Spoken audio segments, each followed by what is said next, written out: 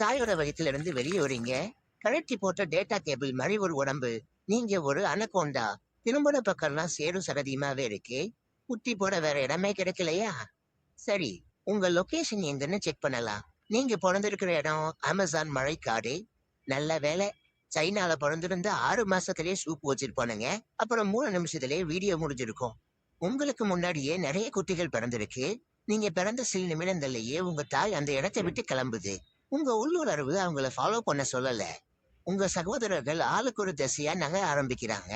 பாண்டிச்சேரிக்கு டூரடா வந்திருக்கீங்க. இது காடுடா. யாருக்குமே பந்த பாசம் இருக்கிற மாதிரி தெரியல.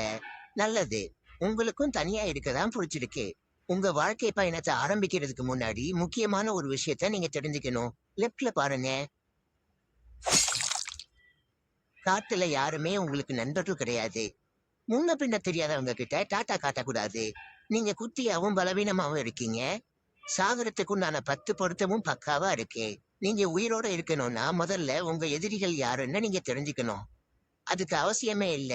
உங்க கண்ணுல படுற எல்லாமே உங்க எதிரிகள் தான்.